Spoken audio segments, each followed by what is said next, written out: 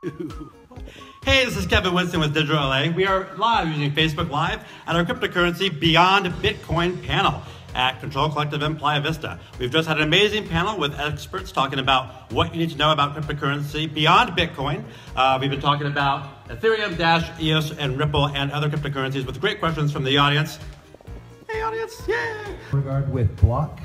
And I'd say the two things that you really need to know about cryptocurrency, number one is what is it going to be used for beyond what Bitcoin or Ethereum might be used for. So look for those use cases where there's a very distinct thing that this coin can do that the others can't.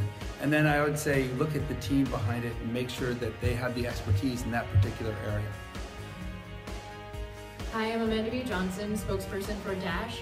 The first thing you should know is that coins can be subdivided down to very small amounts. So even though a coin may be trading for tens or hundreds or even thousands of dollars, there's still a way to send 10 cents worth or a dollar worth.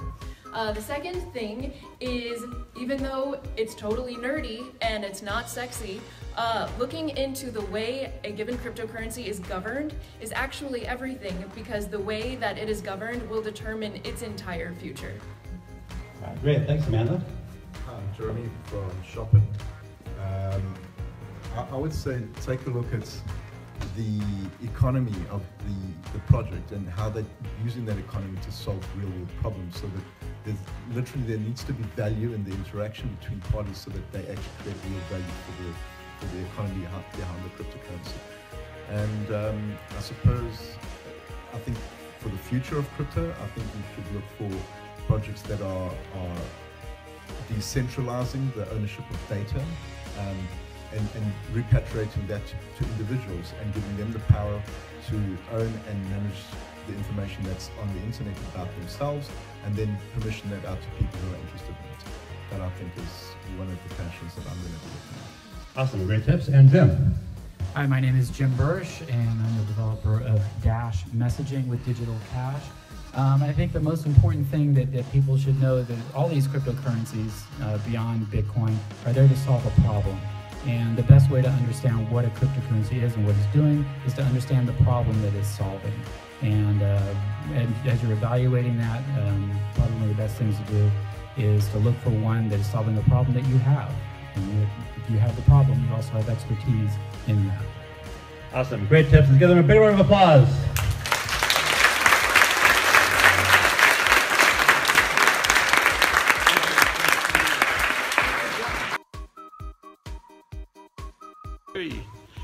Hey, this is Kevin Winston with Digital LA. We have just had an amazing discussion on our second part 2 panel on ICOs and new models for ICOs in 2018. I will now kick it off to the moderator for our panel, Cory, who is going to ask our speakers the final question on our Facebook Live. So this up briefly for the audience. We've had some great discussion about ICO models of the recent past and some of the new models that are coming out now. And one topic that came up was about how much money some ICOs should raise, and it seemed like the unanimous response was sort of less than previously. And I wanted to just posit to the group here that there are certain cases, such as when you're building a platform that you need lots and lots of other people to build on top of, that you might want to raise lots more money. And luckily we have some very smart people here in David Moss from EOS and Sam from Everipedia, along with Mark Caldwell and Andrew Lee. And recognizing that Everipedia is essentially building on top of EOS, and there are lots and lots of other decentralized applications and consumer-facing applications building on top of other platforms, do you guys think that we are headed toward the blockchain version of platform wars? That's more, EOS is more refined. Okay, well, platform wars, basically we see this right now, adoption race. And so a lot of it is building the infrastructure.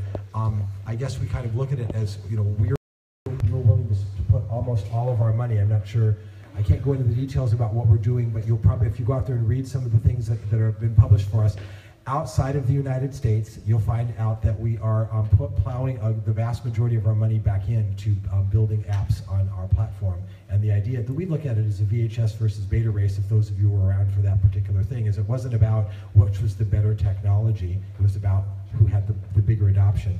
We like to believe that we're building both a better technology and we'll get the adoption, but we're trying to make sure that we're taking the money that we received and going out there and distributing it so that we can build applications on top of it, and as many people can build as they possibly can. So it will be a platform race, but there'll be many. Yeah, I think there will be huge network effects for these platforms. I think 2018 will be a big year for rich decentralized applications that leverage large communities of the platforms they're built on, and then the smartest people that give value back to these communities and actually leverage their value will grow the fastest. And 2018 will be a year of scaling, of platform wars where the different platforms like EOS and Ethereum will be competing to create the best and rich platform for consumer-facing apps. Everipedia is really excited to build on EOS, and we're really excited to be one of the biggest projects this year. So I'm a gamer. We make computer games. We're used to working with NVIDIA, Intel, AMD, a plethora of different machines and video cards and monitors and computers. And for us, the word is, you know, we build to be able to be portable. We build to be platform agnostic or video card agnostic. So the fact that we're starting on Ethereum may end up moving to EOS or some other platforms is something that we see as a possibility. We don't want to program ourselves out of it, and we don't want to dedicate to one specific platform because, as we all know, a new video card could come out and it could be the next biggest thing, and we want to make sure we're able to support it. So for us, I think platform wars are great for everybody, and we'll take advantage of you know, what makes the most sense for our platform at the time. Great. So yeah, so by platform wars, I think of more like protocol wars. What are the tools that are going to enable developers to benefit and build applications that have characteristics that have never been possible before? So you could have perhaps a Bitcoin exchange, right, that's powered by a decentralized internet protocol. You could have, you know, a gambling site that has no potential to have any censorship at all. It would have zero downtime. You know, these are the types of potential for the future applications and use cases that we could have based on this technology. The technology is at such a nascent stage though, right, that we are literally funding projects at the white paper specification, you know, Vitalik and Ethereum, raising funding with nothing more than a technical specification for what they're going to build. So to me, it's not yet a war, right, of, you know, to me it's a war of teams. You know, who do I feel that I think has the power, the developers, the community to succeed in delivering on their white paper and scaling it? So that's how I build conviction around projects, because we're at such a nascent stage, right? And the way I build conviction is by looking at the talks at DevCon 3, like Ethereum's conference, and seeing what they're building, right? I study Dan Larimer, absolute like mastermind genius, right? And so the technology is so nascent and developing.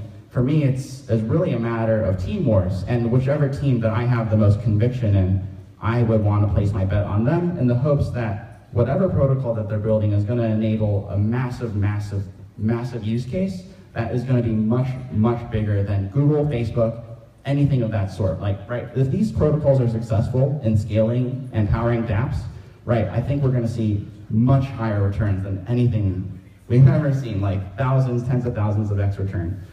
So that's where I'm betting my bets on, placing my bets on. Very well said.